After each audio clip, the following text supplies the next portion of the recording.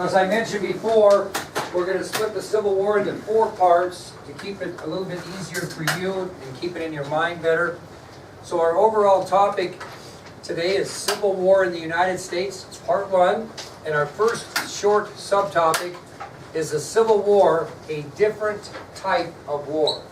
And what I mean by that, it's going to be fought differently than wars we've talked about before, which have been most recently the Mexican War, followed by the War of 1812, followed by the Revolutionary War. So we fought a little bit different than those types of wars, and I'm going to explain that. The Civil War will be the first large-scale conflict in which repeating arms are used. Now, early in the Civil War, they didn't use as many of these repeating arms as they did at the end. And examples of repeating arms would be like Henry rifles, lever-action rifles, pistols that have the revolving cylinder that every time you pull the trigger it revolves and shoots. And even towards the latter stages of the Civil War, Gatling guns. Okay? Now, the early part you might see more traditional. You remember the old muskets and rifles? They used in which you had to bite off and put the gunpowder down the barrel, and then you had to take the mini ball and put it down the barrel and ram it down. Then you had to cock it and put the firing cap on there so it had a spark and shot the weapon out, and then you had to do that whole thing over again to shoot one shot. So obviously it's going to be a whole different type of thing when these repeating rifles and pistols are going to be used. Another thing that you're going to see in a change is what type of fighting, infantry fighting, was done at these wars before this. How did they fight each other? Go ahead. The group fire? Yeah, face-to-face, volley fire. And probably the only example that would go away from that is when Andrew Jackson, put up that barricade at New Orleans and had to march into him, and he stood there. But he still wasn't using what we call guerrilla tactics. They were standing kind of face-to-face. Well, this isn't going to happen in the Civil War. More the Union might at first attempt the traditional volley fire marching, but the South is not going to do that. They're going to be shooting from behind rocks and buildings and trees and all these things.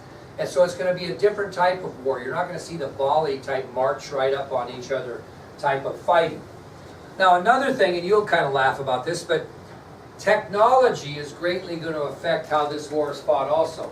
Nothing that would throw you out today because we know a lot different technology, but they're going to give you 3 examples of how technology is going to change the Civil War in comparison to wars that we've talked about before, such as the Mexican War, the War of 1812, and the Revolutionary War. The first example I'm going to give you is instead of having wooden ships with sails, in this war you're going to have steam-powered ironclad ships.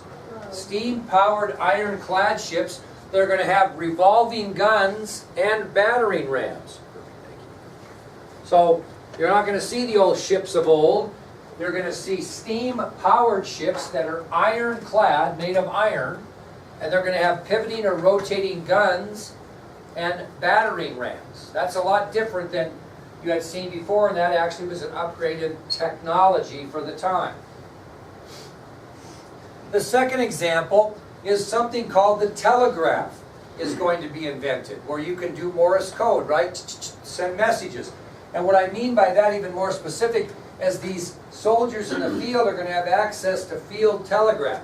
So there are going to be telegraph areas close to where they're fighting where they can run in and send messages right away from Rachel and I instead of sending a courier or a messenger to deliver that message. So the telegraph is going to make a big difference in the Civil War in comparison to wars before when it wasn't there.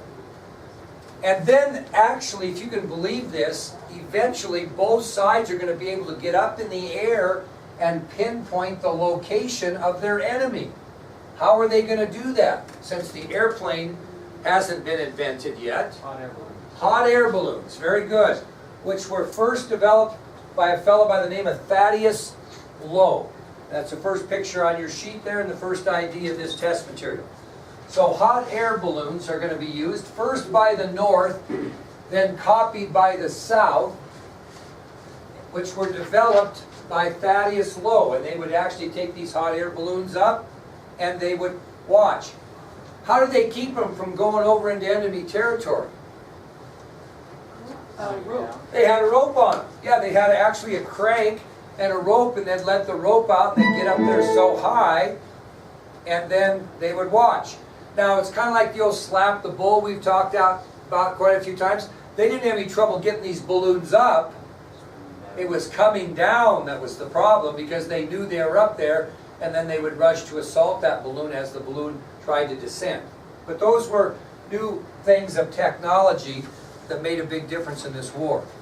Now, I want to tell you a little bit about the whole strategy of this war, and I'm talking mainly from the Union sector. The Union thought this war was not going to be over. Excuse me, it was going to be over quickly. What would give you the first example that we talked about that they thought that it was going to be over quickly? They had the 90-day enlistment. 90-day enlistments. I mean, they thought this thing was going to be over in 90 days or probably less. By the time they trained their troops, most of these enlistees were kind of at the end of their 90-day enlistment. So if you think about that, they really even thought it was going to be over quicker than 90 days because they knew they had to train them. Unfortunately, this war will last 4 long years. 4 long years. So from the firing of Fort Sumter in April of 1861, it will be 4 long years before this conflict is settled, resulting in the loss of unbelievably high number of life.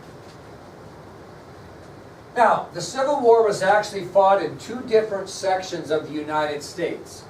They call it the fighting in the Eastern Theater, or the eastern part of the United States, and then the fighting in the western part, which was referred to as the Western Theater. So you have the Eastern Theater of the war and the Western Theater of the war. Now, I have to see if you can figure this out. What geographic landmark separated the Eastern Theater from the Western Theater? No, because we're only... That's a good guess, but the war is going to be fought in here. Not too much over here, mainly in here.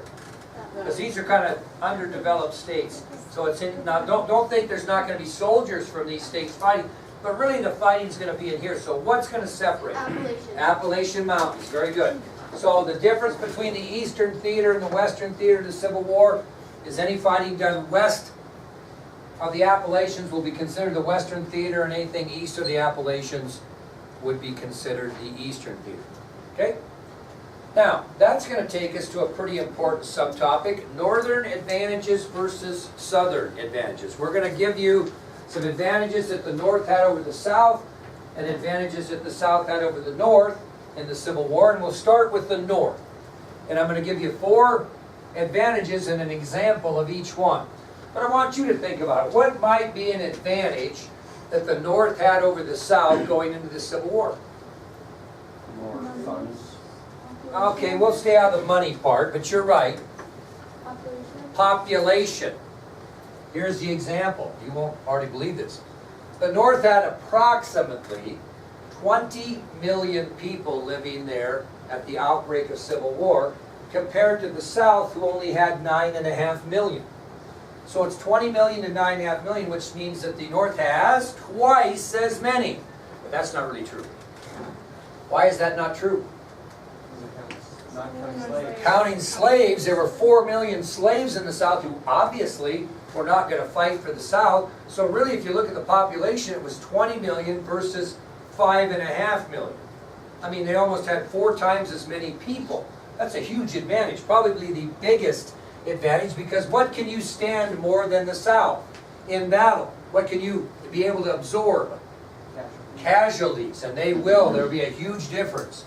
But the North has got more people, so if they go into a battle and they lose 20,000 and the Confederates lose 20,000, they're winning big time, even though they maybe lost the battle because of the population alone. Does that make sense? Okay. What would be another advantage you think the North would have in the South? And you kind of hit it with financial. But what brings in finances? Weapons. Not weapons so much, but you're right. You're kind of giving examples. They were industrial. Manufacturing. You're there, Gabe. Manufacturing. 80% of the factories in the United States of America during the outbreak of Civil War were in the North. 80%. Only 20% of the factories that were producing things like weapons were in the South. So the South was at a huge disadvantage from the manufacturing point of view also. Okay, what else might we have? Give you a little hint. You got to get these things you manufacture in the North from one place to another. How do you do that? Railroads. 70% of the railroad lines that were down in the United States at the outbreak of Civil War were in the North. Only 30% of rail lines were in the South, which made them pretty important for the South to keep, right? And we'll talk about that in just a little bit of a minute here. Oh, Ken Frederick sent me a text. Your shirts are in the mail room. Expressed.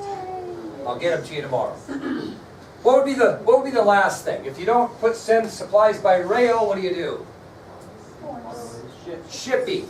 Shipping was the fourth advantage. The example is the North owned a majority of shipping companies.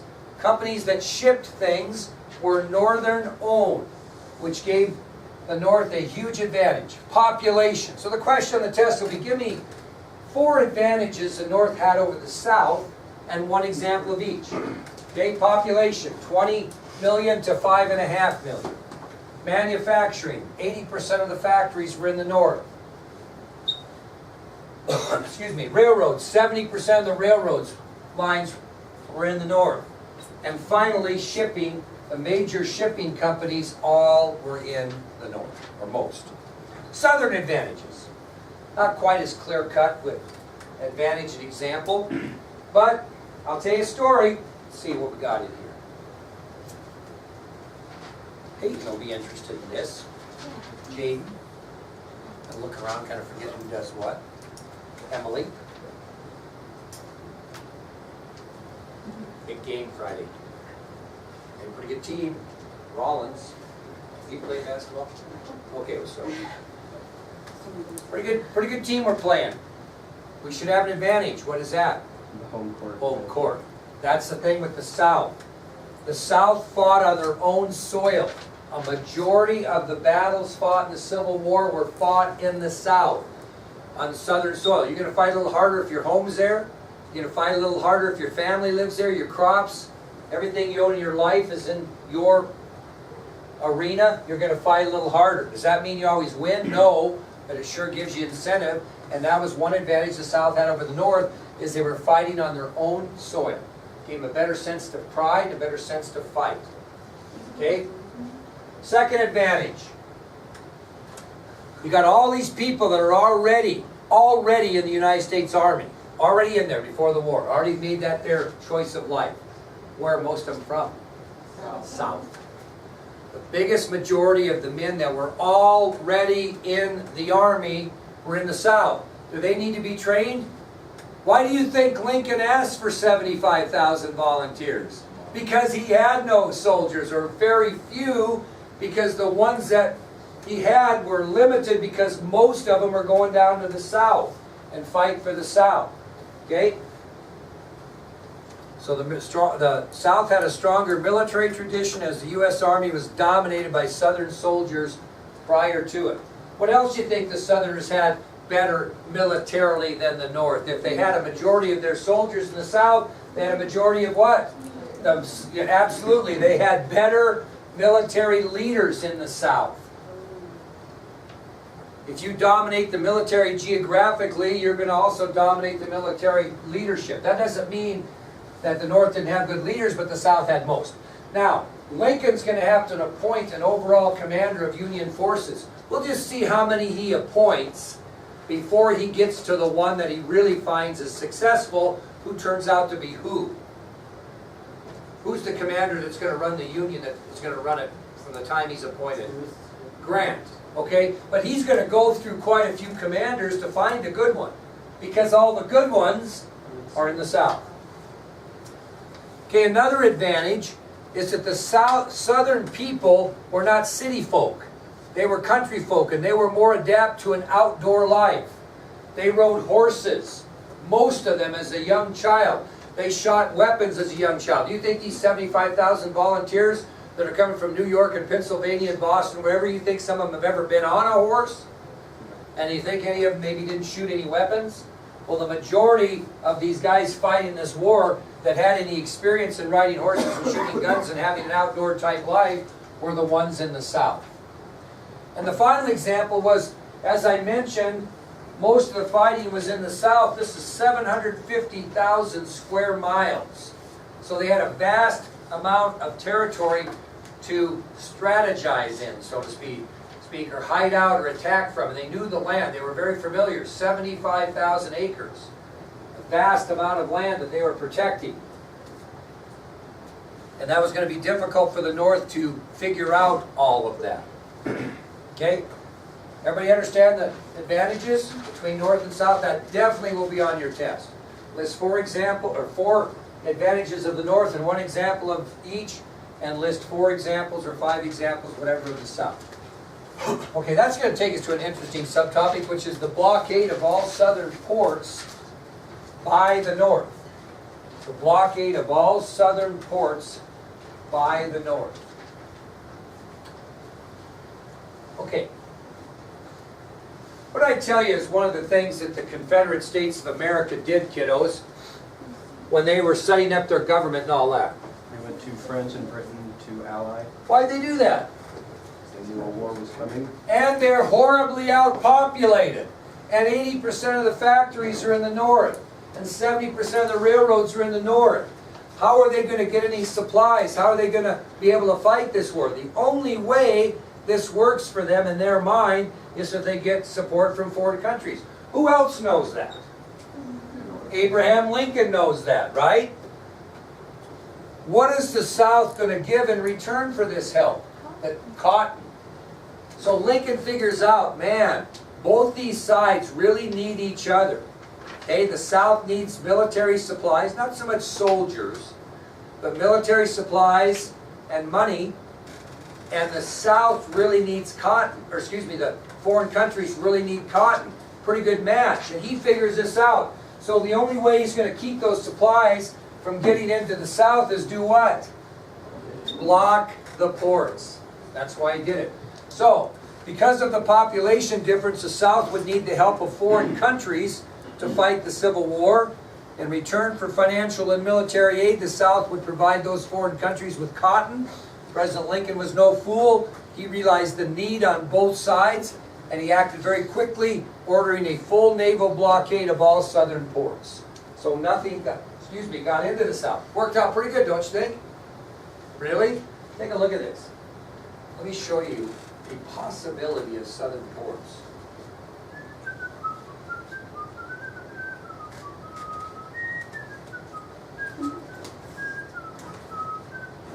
"3,000 miles of coastline in the South." Can you block all those ports? It was a good idea, but not realistic. So if the South is going to get aid from foreign countries, they really aren't going to have any trouble getting it in there. Have we made the determination yet whether they got any or not? Okay, we'll do that later. All right, that'll take us to the first really recorded battle of the Civil War, which is the first Battle of Bull Run, also known as the Battle of Manassas. Now, Rhiannon, my dear, why would I call it the first Battle of Bull Run? Because there's going to be a second. So, the first Battle of Bull Run, also known as the Battle of Manassas. Now, remember what I told you? That Lincoln's going to have to choose an overall commander of Union forces for the Civil War. And he does that. Anybody want to guess who he chose? You've heard of him before. A military general Pryor was an aspiring politician, but it didn't quite work out for him. Worked out for Zachary Taylor, although Zachary Taylor might have been the overall commander if he wouldn't be dead. So who did they pick? Winfield Scott. So believe it or not, Lincoln chooses the aging Mexican War general Winfield Scott to be his overall commander of Union forces. He will be the first of several changes that Lincoln will make before he gets to the guy he wants. Okay? So Winfield Scott's the overall commander. Now, let me just tell you the strategy here. the North was convinced that all the South would have to do is get defeated in a battle, and they would quit and go home, and the Civil War was over. That's what they thought. There wasn't any question about it. So the Northern goal was to march to the Confederate capital of Richmond, win a victory there in a battle, and the South would turn tail and go home. So the battle cry for the Union soldiers was on to Richmond. Okay, they're going to go to Richmond, they're going to win this battle at Richmond, and the South is going to quit and go home, and the war is going to be over. Now, do you think that Winfield Scott is going to march these fellas into battle? God, no, the guy probably can't get up in the morning. He's too old. So he's so old for battlefield command that he's going to appoint another general to be the field commander, to be the man that takes them into battle. And he's going to choose General Irvin McDowell. So what Winfield Scott's going to do is he's going to plan strategy. Normally, he would lead troops into battle as a battlefield commander.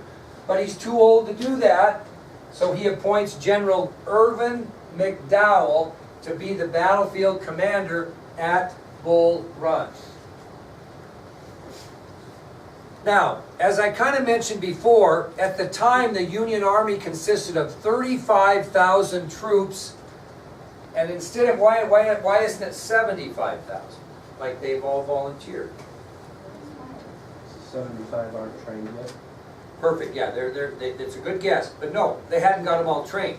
They had 35,000 trained, like Gabe said, but most of them were at the end of their 90-day enlistment. They were almost done, which tells you even more how confident they were that they were going to march down there and win, because these 35,000 were about done. Perfect timing.